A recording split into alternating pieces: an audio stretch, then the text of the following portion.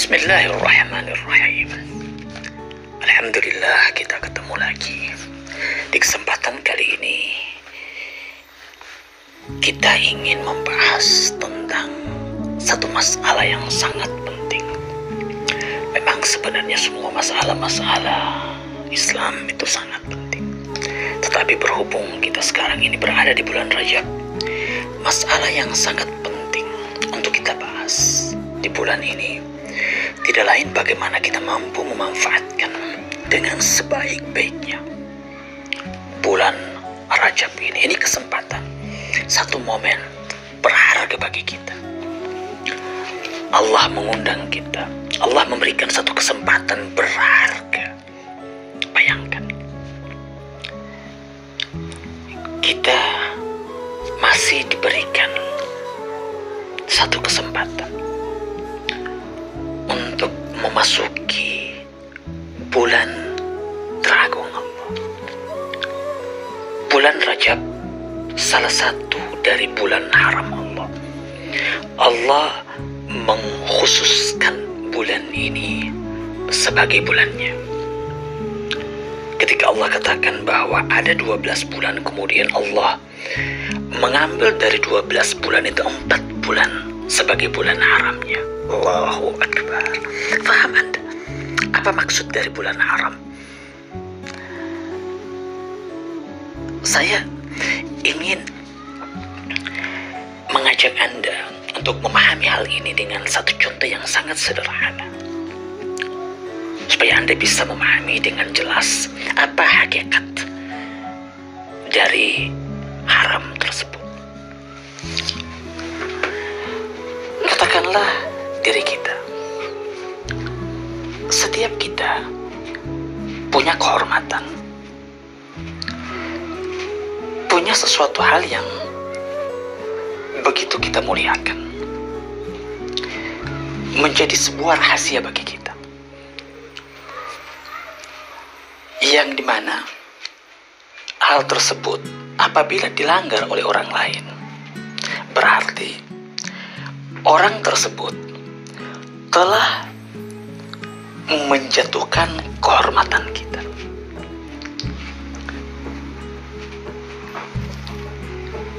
Setiap pribadi seperti itu ada rahasia-rahasia yang tidak bisa difahami, yang tidak bisa dimasuki oleh orang lain. Ketika orang lain menceritakan hal tersebut atau memasuki tempat tersebut, maka orang itu telah menghina pribadi tersebut. Itu manusia.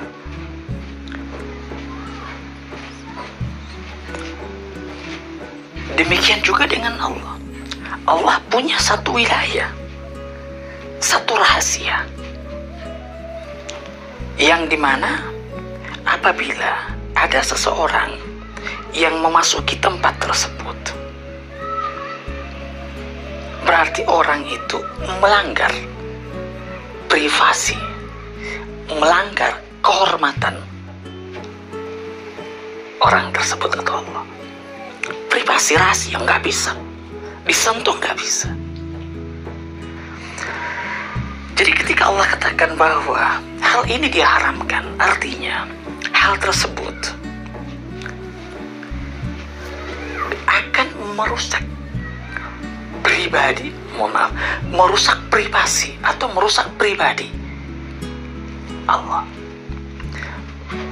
Makanya ketika Allah memberikan satu ketentuan, hukum-hukum kepada kita bahwa ini haram, ini halal. Istilahnya apa? Ketika Allah katakan bahwa ini haram, haram artinya apa? Haram artinya kalau kamu kerjakan sesuatu yang diharamkan oleh Allah, satu ketetapan, satu undang-undang, satu perintah yang berbau larangan, maka tanpa Anda sadari berarti Anda telah merusak kehormatan Allah. Anda telah menghina Allah. Oleh karena itu setiap dosa-dosa yang dilakukan oleh manusia itu sama dengan menghina Allah.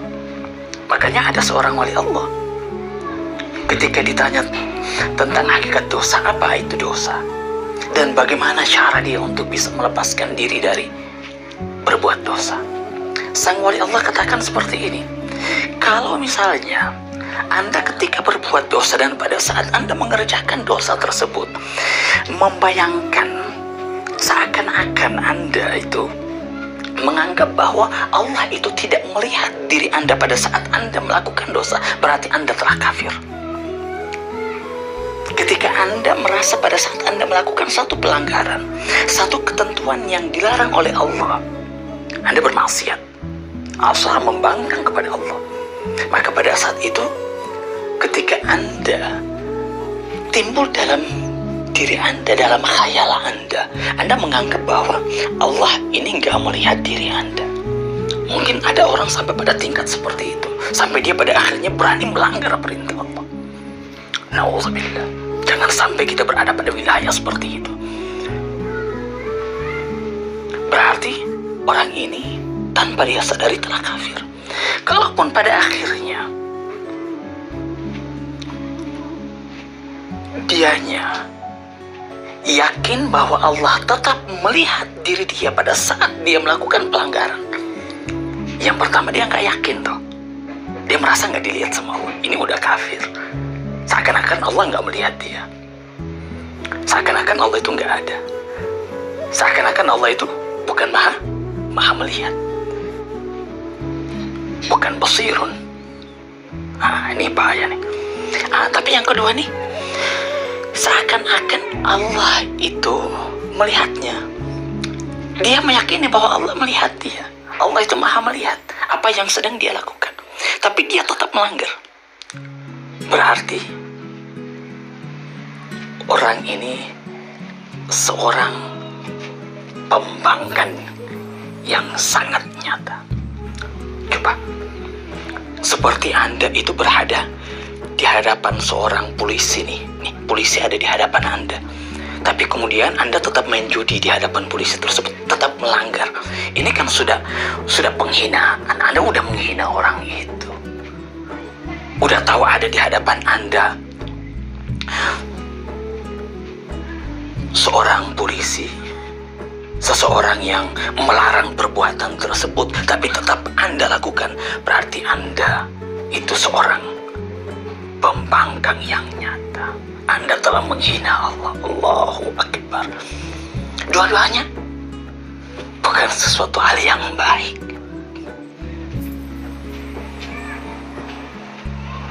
Oleh karena itu, kesadaran tentang hal ini, kesadaran bahwa Allah itu melihat kita, bahwa kita ini selalu berada di mahwarnya Allah, kita ini berada di bumi Allah. Kemana saja kita pergi, kemana saja kita berpaling, Allah itu selalu mengikuti kita. Allah nggak pernah lepas dari kita. Allah hadir di dalam diri kita. Allah hadir. Nih, saya udah sering katakan kepada Anda, hati adalah rumah Allah. Ini arsy-Nya Allah, tempat bersemayamnya Allah. Huwa ma'akum aina ma kuntum. Coba, ini perlu Anda pahami dengan benar. Allahu Akbar. Banyak makna yang begitu luar biasa dari ayat ini. Aina ma kuntum, kemana saja. Huwa ma'akum.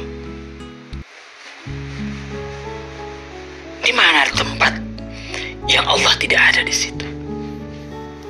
Segala sesuatu yang berbau ada.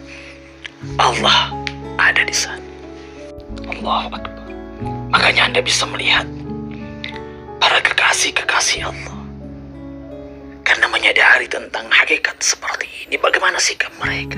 Kemana saja sikap mereka selalu sama. Di banyak orang dalam keadaan sunyi, sepi, sama semua, stabil mereka, gak berubah. Kalau kita kan enggak. Kalau lagi banyak orang semangat luar biasa tuh. Kalau kita lagi di majelis-majelis zikir, masya Allah, nangis luar biasa gitu. Allah, kencang zikir kita, kencang ibadah kita, kencang sujud kita, nggak ada rasa capek. Nih, banyak orang yang nontonin kita, apalagi kalau sampai disiarin. Waduh, luar biasa. Kelihatan alim benar kita pada saat itu. Tapi coba, Kalau udah dalam keadaan sendiri nggak ada orang, waduh, rukuk kita cepat-cepatin bacaan. Masih untung kalau kita masih baca qul huwallahu. Terkadang inna atayna cepat banget, nggak ada zikirnya lagi, langsung selesai. Nih, ini menandakan bahwa kita belum benar-benar merasakan bahwa Allah itu menyaksikan kita di bulan Rajab ini. Ini momen berharga bagi kita untuk itu, walaupun kesadaran itu bukan harus dimunculkan pada bulan ini, tapi ini momen kesempatan. Sebab kalau pada akhirnya satu kesempatan berharga tidak mampu kita manfaatkan, bagaimana dengan kesempatan-kesempatan yang lain? Seperti orang yang diberikan modal gede, tapi kemudian modal gede itu tidak mampu dia manfaatkan dengan benar. Lalu bagaimana kita bisa mengharapkan dia untuk mampu memanfaatkan modal-modal yang gak seberapa, uang-uang yang sedikit? Nggak mungkin.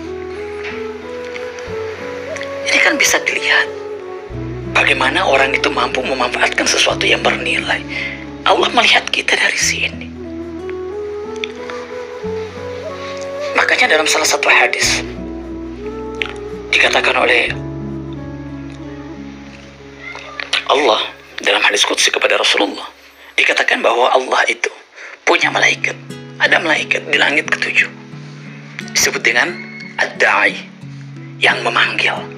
Pada saat itu setiap bulan Rajab, dari bulan Rajab awal masuk bulan Rajab, ad-da'i ini, malaikat pemanggil ini selalu memanggil, Ainar Rajabiyun, mana orang-orang yang ingin memanfaatkan bulan Rajab?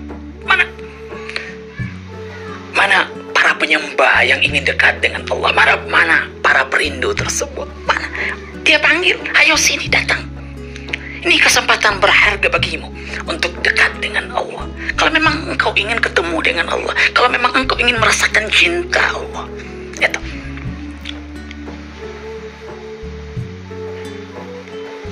Allah itu ana jalisun liman jalasani. Allah itu selalu bersama-sama dengan orang-orang yang, mohon maaf, ana jalisun liman zakarani.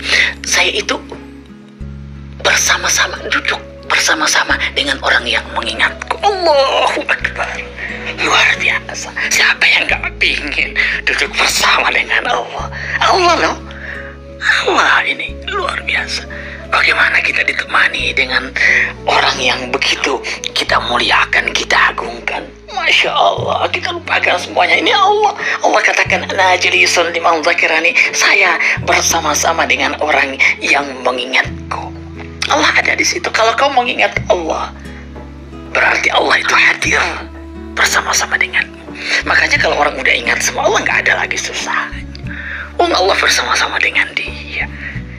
Dan di bulan Rajab ini kan Allah panggil itu untuk kita. Ayo sini, duduk bersama-sama denganku. Allah mengajak kita, kita diundang untuk menjadi tamu Allah, untuk mengingatnya, memulai ini, melatih kita untuk dekat dengan Allah, untuk mencintai Tuhan. Ini kesempatan berharga bagi kita, dilipat gandakan loh. Ini bulan haramnya Allah, bulan yang dimuliakan sama Allah. Makanya kalau orang di bulan ini bermaksiat kepada Allah, Allahu Akbar, nggak tahu dosanya seperti apa. Uang di bulan sebelumnya aja itu dosanya udah besar. Gimana kalau satu bulan yang Allah anggap itu bulan kehormatannya lebih gede lagi, lebih gede. Seperti orang misalnya gini, beda ya antara orang berbuat satu kesalahan ketika Anda itu jauh dari orang yang mengawasi Anda, ya, jauh Anda berada di tempat lain.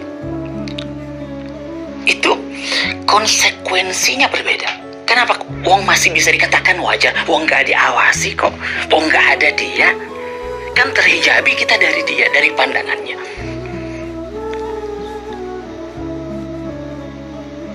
Hukumannya berbeda. Lain kalau misalnya orang tersebut ada di hadapannya, nih, akibatnya lebih gede. Azabun alim. Nih, azabun alim nih, siksa yang sangat pedih. Wong Anda begitu sampai hati, begitu tega Anda berbuat kesalahan di hadapanku? Aku berada di dekatmu. Kok kamu masih berbuat dosa? Itu kan azabun alim. Nggak dimaafkan sama Allah kalau memang pada akhirnya kita melakukan hal seperti itu. Kecuali kalau memang kita betul-betul ingin kembali sama Allah. Ini bulan istighfar, bulan taubat. Dan Rajab ini dikatakan oleh Rasulullah sebagai syahrul istighfar, syahrul taubat. Bulan untuk kembali, bulan untuk membersihkan diri kita, mensucikan diri kita. Ketika Allah undang kita, tidak lain Allah ingin mempersiapkan kita untuk ketemu dengan Allah. Seperti yang pernah saya katakan sebelumnya. Puncaknya dari bulan Rajab ini, kalau memang kita mampu memanfaatkan, tidak lain apa? Fi Lailatul Qadar. Ketemu Allah di bulan Ramadan, dan puncaknya itu di bulan Qadar. Di sana, di hari Qadar, malam Qadar. Ketemu Allah, menatap wajah Allah, Allahu Akbar. Itu nyata. Tapi melihat di sini jangan Anda anggap melihat itu dengan mata kepala, bukan. Allah itu non materi. Tapi dilihat, dirasakan dengan hati seseorang. Kalaupun kita tidak sampai pada tingkat seperti itu, katakan hanya sampai pada tingkat ihsan, ka'annahu, seakan-akan engkau itu melihatnya. Enggak. Pada tingkat karena seakan-akan saja. Itu udah luar biasa. Kalau rasa seakan-akan ini ada, itu aja tingkatnya udah Masya Allah. Apalagi kalau sudah sampai pada tingkat ini, ya yakin, hakul yakin Anda itu benar-benar melihat Allah. Ini udah sampai pada tingkat fana, lenyap Anda, keberadaan Anda, irada Anda melebur dalam irada Allah, keinginan Anda melebur dalam keinginan Allah.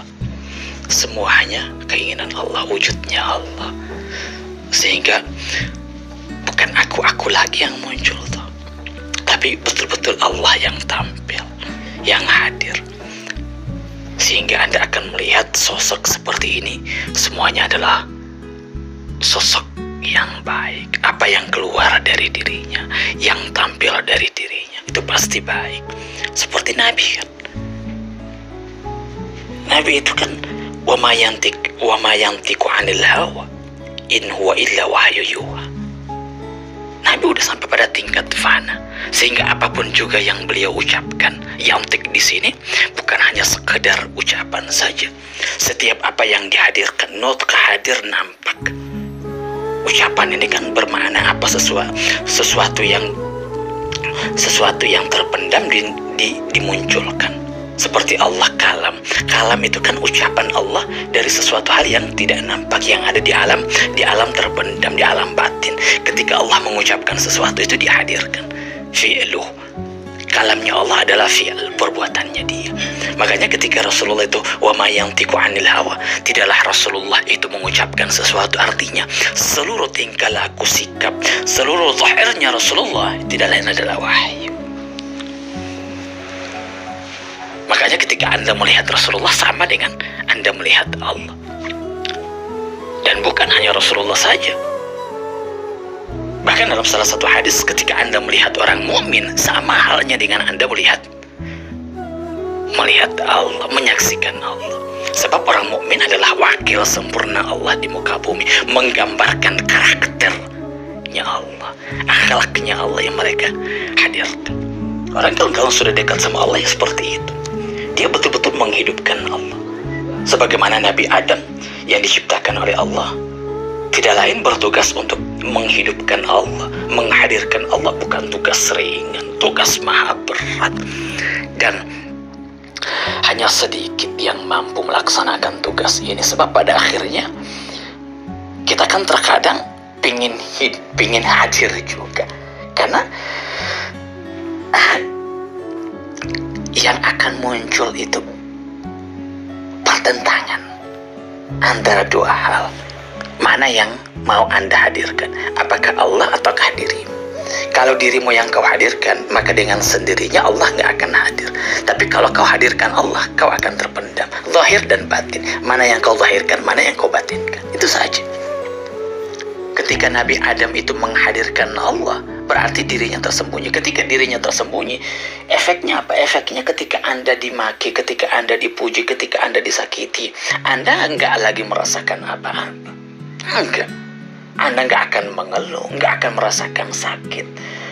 Penderitaan itu mampu Anda mampu Anda rasakan sebagai sesuatu yang berasal dari Allah, dan Anda tidak akan menyalahkan Allah. Enggak. Anda menanti kapan pada akhirnya Allah itu merubah sesuatu, kan begitu. Allahu Akbar. Ini luar biasa. Di bulan Rajab itu kita mau dilatih untuk itu. Kalau Anda tahu benar, itu hakikat bulan Rajab. Rajab itu kan berasal dari arti dari bulan Rajab itu ya azim, membesarkan. Rajabul Murajab, membesarkan, mengagungkan. Ini udah besar. Murajab, dibesarkan, diagungkan. Siapa yang mau diagungkan di bulan ini? Ya Allah, Anda berzikir, Anda mengingat, Anda istighfar. Kan seperti itu.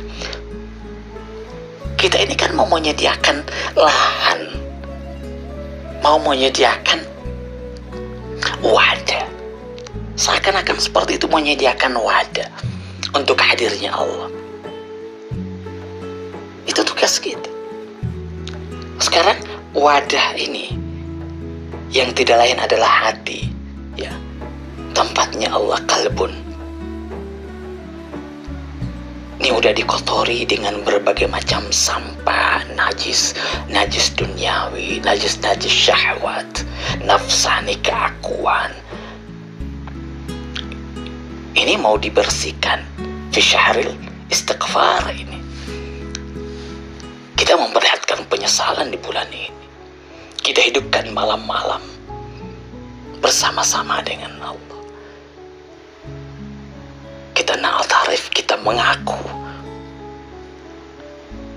akan seluruh kekurangan-kekurangan yang kita miliki.